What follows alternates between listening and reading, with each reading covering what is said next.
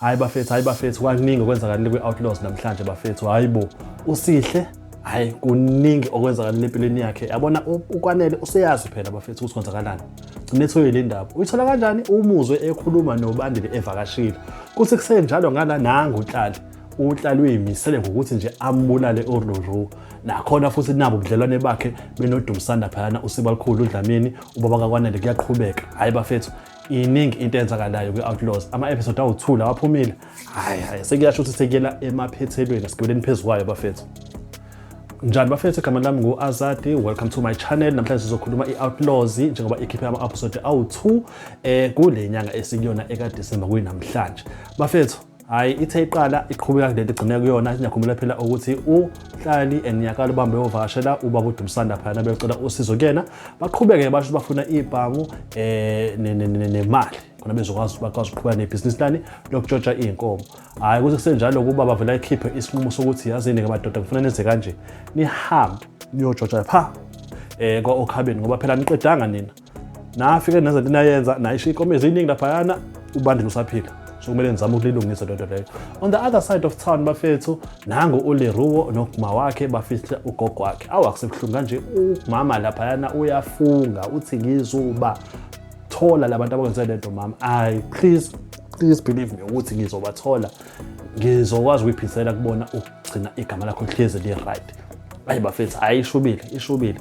Nangu uhlale ngala bafethu naye ohlele intombi yakhe nanomuntu wakhe lo nkosikazi wakhe lo unyakala lo sathanyana omncane lo ubhizi umkhwebe intshebe uthi awu wazona intshebe enkulu intshebe yiphi yona yiphi. Hayi bafethu uhlale bafethu uyimisele ngalento uzimisele ukuthi ayenze uzokhipha imali engango 100,000 esho ukuthi ufuna amadoda la ukuthi ahamba ayofuna uLeruo amthole ephila noma efile bamfuna umfuna uzoyikhipha le mali nje uyimisele nje ngayo.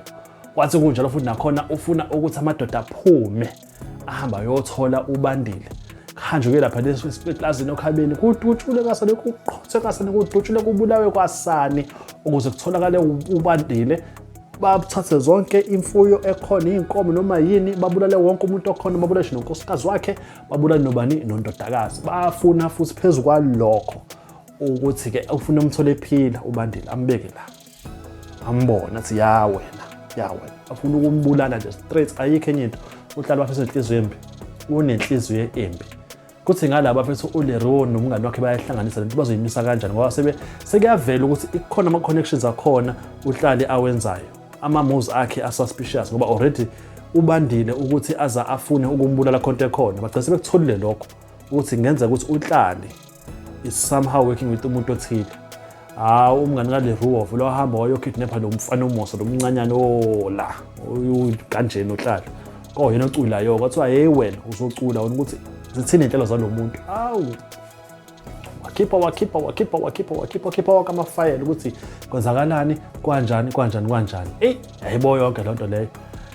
Bafethu abona-ke lapho uhlale nonyakala futhi umonakala abawenzile ukutshela ubaba uDumsana ukuthi khona intombazana yokuze ukuthi usihle elala noLeruo.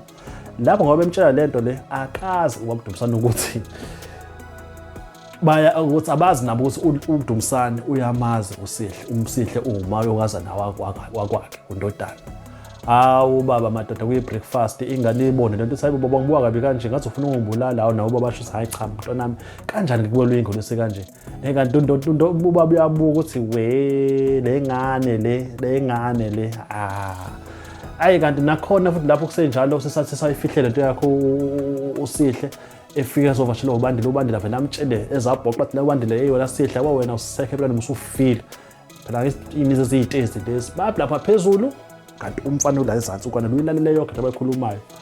Bafethu yamshubela usihle yamshubela ngoba umfana akaphathekile kahle. Umfana wazi wahamba uyakise baba lo muntu wenze kanje hawu baba ubuwazi ubaba uthi mfana nambe engingazokutshela kanjani yayibona lento leyo manje baba ngenze njani. Ubaba vele athi hayi kuzomela phela umqondisi igwegwe njengendoda. Bafethu into yokuqondisa igwegwe abantu besatha ngesandla ayithi yabona ukuthi usekugangene noma awusafuni ukuba naye ungamani vele umushiye nje straight ngoba manje lento ayenzayo noma ahlele ukuyenza engqondweni yakhe kwanele ayikho right.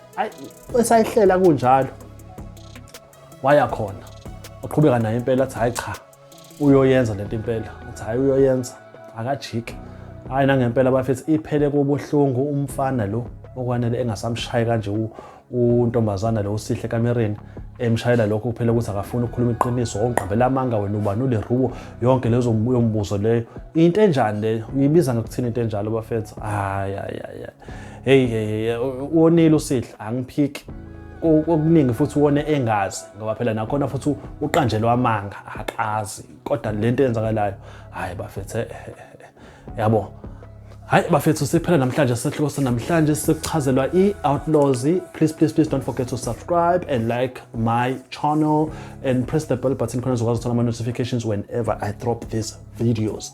Okay, thank you so much for the support bafethu. Nihlezi nitshela nabanye ukuthi ngikhona ngiyawachaza lamalento 5 minutes 6 minutes khona uzoba ne-idea ukuthi kwenzakalani kule show. I think manje siyele emaphethelweni, so don't miss any episode. Okay, thank you.